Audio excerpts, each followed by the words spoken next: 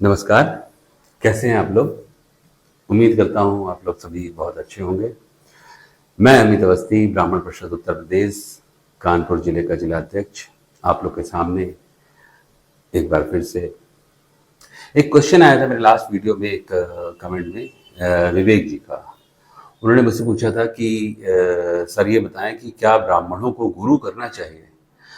अब उनसे मेरी बात हुई, मैंने कहा किस तरह गुरु, अगर फिजिक्स का गुरु करना है, और गुरु शिक्षक को भी कहते हैं, एकेडमिक गुरु को भी कहते हैं, अगर वो करना है तो कर लीजिए। तो उन्होंने कहा नहीं, स्पिरिचुअल, आध्यात्मिक गुरु। अब ये बहुत अजीब सी चली आ रही। एक तो बहुत सारे गुरु घूम रहे हैं इस वक्त, बाबा घूम रहे हैं जिनको हम लोग गुरु समझ लेते हैं। और गुरु करना ही क्यों है, एक सवाल ये है, खासतौर से ब्राह्मणों के लिए और सभी जातियों के लिए, गुरु क्यों करना है। तो बहुत सारे लोग तरह तरह के जवाब देते हैं।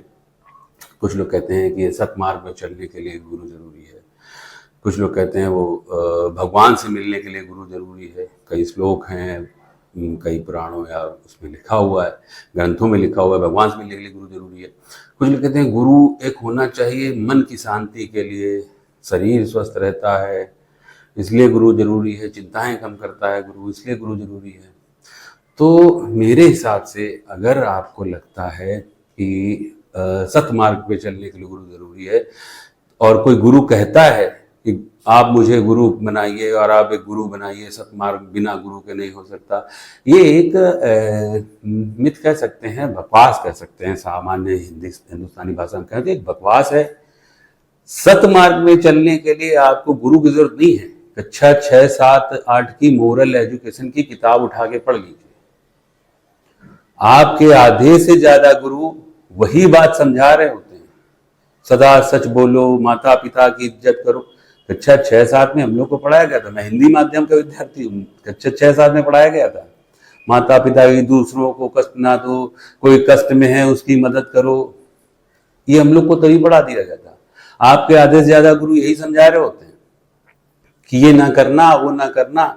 एक सिंपल सा रास्ता है, सतमार्ग जिसे कहें, तो एक सिंपल सा रास्ता है। आप वो हर काम कर सकते हैं, वो हर काम नहीं कर सकते हैं, और वो हर काम कर सकते हैं जो आपकी इच्छा हो, और वो काम नहीं कर सकते जिससे आज या इन फ्यूचर, भविष्य में किसी भी दूसरे को तकलीफ होती है, वो काम नहीं करिए। बस आप कुछ भी करते हैं अगर, तो आप खुद इस पूरे 2 भागों में बांट सकते हैं, अच्छा काम और बुरे काम को। वो सारे बुरे काम हैं जिससे आज या भविष्य में किसी को तकलीफ होगी। आप सोच के देख लीजिए। अब लोग कहते हैं शराब पीना गंदी बात है।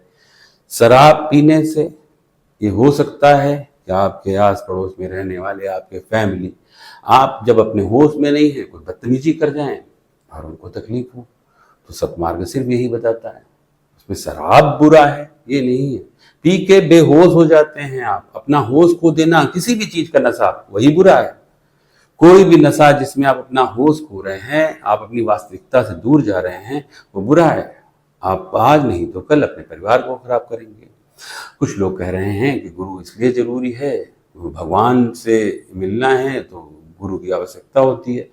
भगवान किसी गुरु के मीडिएटर के माध्यम से नहीं मिल सकते, और हम सभी को कभी ना कभी भगवान से मिल ही लेना है आखिरकार। तो जल्दी जिसको है तो मतलब सॉरी तो से कि मतलब जल्दी किस बात की है भगवान से मिलने की, भाई भगवान ने डाला है। कुछ लोग कहते हैं मोक्ष भी प्राप्त के लिए, मोक्ष किसी बाबा, किसी गुरु से नहीं मिलेगा। एक तो गुरु जो चल रहे हैं मार्केट में, जितने गुरु हैं इस वक्त, वो गुरु हैं नहीं। गुरु ऐसा होना चाहिए जैसे हम लोग बचपन में पढ़ते थे या कॉलेज वॉलेज गए, गुरु का काम है उसके पास जो कुछ है वो आपको पढ़ा दे और फिर कहे कि बस हो गया, अब जाओ, अपना खोजना होगा। यही तो होगा ना गुरु। या रोज कहेगा रोज मेरे पास आओ, एक लेसन है कि सच्चाई पे चलना, पैसे की लालच ना करना, रोज मेरे पास आओ, रोज यही बात वो बता रहा है। वो रोज बुलाता है और बताता रहता है बात। अगर गुरु होगा तो कह देगा कि कितनी बार तुम्हें बता चुके हैं यार, तुम समझते नहीं हो, तुमसे नहीं हो पाएगा। असली गुरु तो वही होगा। वो कहेगा बेटा तुमसे नहीं हो पाएगा, अगर तुम्हें मेरी पहली बार में नहीं समझ में आया, दूसरी बार में नहीं समझ आया, तीसरी बार में नहीं समझ आया, तुम्हें अब समझ में थोड़ी आने वाला है, तुम अब दूसरी दुनिया के हो। तुम ये छोड़ना नहीं चाहते हो, तुम गुरु करके लोगों को दिखाना चाहते हो मेरे पास एक गुरु है, मेरे पास एक गुरु है। तो तुम गुरु होने का ढोंग कर रहे हो कि मेरा एक गुरु है, मैं शिष्य हूं। तो तुम समझना नहीं चाहते हो। सिंपल है कि सतमार्ग चलने पे एक बार उसने कह दिया, आप अगर अपने गुरु की इज्जत करते हैं तो आपने मान लिया होगा। आप मानते नहीं, रोज उसकी फोटो लगा रहे हैं अपने घरों में, भगवान के साथ फोटो लगा रहे हैं उस गुरु की। अब कुछ गुरु ऐसे भी आ गए हैं, गुरु और बाबा, लोग उनको गुरु कर रहे हैं, उनके नाम का लॉकेट पहन रहे हैं, बिल्ला बिल्ला बैच वैच लगा के घूम रहे हैं। वो कह रहे हैं मैं भगवान का अवतार हूं। एक गुरु है वो कहते हैं मुझ में हनुमान जी का अंश है। तो ये बात आप समझिए कि भगवान ने जब भी अवतार लिया है, फर्स्ट थिंग भगवान ने वहां अवतार लिया जहां भगवान की आवश्यकता थी। अगर कृष्ण जी ने अवतार लिया तो वहां कंस का वध था, महाभारत होना था, वहां अवतार लिया। जिसने भी अवतार लिया, जब भी भगवान ने अवतार लिया तो वहां उनकी आवश्यकता थी। उन्होंने अपने ये नहीं कहा कि मेरे जो पूजा करेगा तो मैं उसके लिए हूं। अब भगवान का अंश कोई अपने आप को कहता है और वो ही आपको बताता है कि ये धर्म अच्छा, वो धर्म खराब। ऐसा भगवान कभी कर सकते हैं? अगर ऐसा भगवान करें तो कितने गंदे भगवान होंगे। फिर वो उस भगवान ने फिर ये दुनिया पूरी तो नहीं बनाई होगी। ये सोचिए इस बात को कि भगवान ऐसा कर रहे हैं कि ये धर्म खराब है, वो धर्म अच्छा है, उस धर्म के लोग ऐसे। उस भगवान ने, उस वाले भगवान ने जिसको ये लोग प्रेजेंट करवा रहे हैं, उन्होंने पूरी दुनिया के भगवान थोड़ी होंगे। वो सिर्फ एक ही देश भर के भगवान है। कुछ लिमिट दी गई है कि भगवान इतनी सीमा भर के भगवान है, इस बॉर्डर के पार करते हुए भगवान भगवान नहीं रहते। तो ये आप समझिए, आंखें खोलिए, कोई गुरु नहीं है। गुरु होगा तो वो पहले आपकी परीक्षा लेगा। अगर आप गुरु, जो ग्रंथों में गुरु हैं, जिन गुरुओं के बारे में बात की गई, एक तो वो गुरु शायद लाखों में एक हों, और वो होंगे भी तो हम लोग ने दुनिया को जिस तरह बना दिया है, हम लोगों ने खुद को जिस तरह बना लिया है, वो गुरु हम लोग के बीच में नहीं रहेगा। जिस तरह के गुरुओं को हम लोग मान रहे हैं, जिस तरह के गुरु पे पैसे लुटा रहे हैं, तो वो जो असली गुरु होगा, असली ज्ञानी होगा, वो हम लोगों से दूर चला जाएगा। वो कहीं जाएगा, तपस्या करेगा, वो बिल्कुल नहीं चाहेगा, और वो बताएगा नहीं कि मेरे शिष्य बन जाओ। ऐसे कई उदाहरण हैं। कई महापुरुष थे और उन्होंने कई संतों के पास गए, उनसे कहा आप मेरे गुरु बन जाओ। संतों ने मना करा, संतों ने परीक्षाएं ली। अगर कबीर का पढ़ा हो, रामानंद का पढ़ा हो तो आपको मालूम होगा, संतों ने परीक्षाएं ली।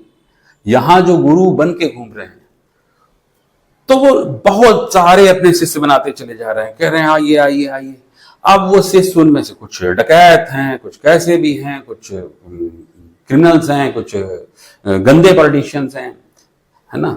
तो वो सब उनके पास आते हैं, गंदी हरकतें करते हैं, गंदे जो भी, मतलब अब आप भी जानते हैं क्या हो रहा है गुरु और बाबाओं के नाम पे।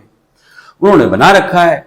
हम लोग देखते हैं, अरे बाबा का वहां मॉरिशस में बहुत बड़ा आश्रम बना है। कभी आपने सोचा है कि इतने बड़े बड़े आश्रम की जरूरत क्या है किसी एक भगवान के भक्त को, सच्चे भक्त को?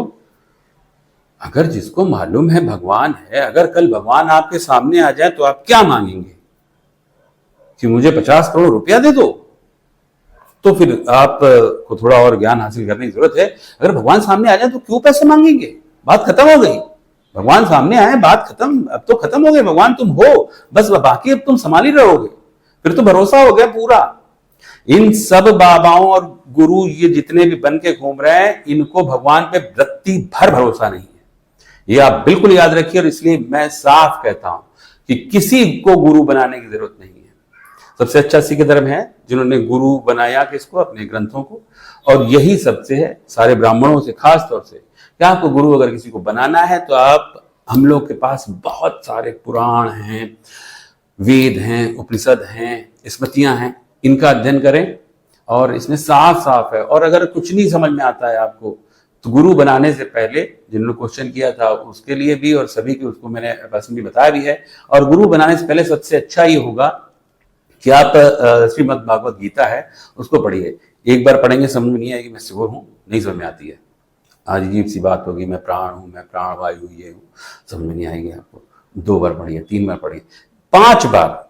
सामान्य दिमाग है तो 5 बार में 5वीं बार जब आप पढ़ रहे होंगे तो आपको सब कुछ समझ में आ रहा होगा। फिर आपको ये सारे ढकोसले बात जितने भी बाबा बन के बैठे हैं, आप इन बाबाओं की असलियत सिर्फ गीता को पढ़ के जान जाएंगे, और ग्रंथ तो मैं कर ही नहीं रहा हूं। छोटी सी किताब आती है गीता, इतनी छोटी वाली पढ़िएगा, बहुत बड़ी गीता रहस्य या इस तरह की किताबें मत पढ़िए।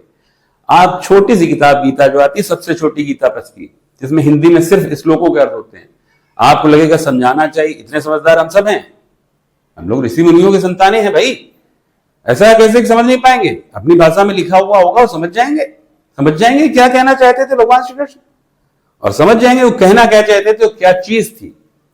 उन्होंने कहा है गुरुओं का सम्मान और मैं ये हूं, है ना? आप समझ जाएंगे वो किस योग की बात करते हैं, वो किस बात की बात करते हैं, क्यों श्री कृष्ण को कहा गया महायोगी, है ना? तो आप समझ जाएंगे पूर्णावतार श्री कृष्ण को कहा गया, आप समझ जाएंगे क्या है वो। ना तो यहाँ के बाबाओं की तरह आपको जीवन से भागने को कहते हैं।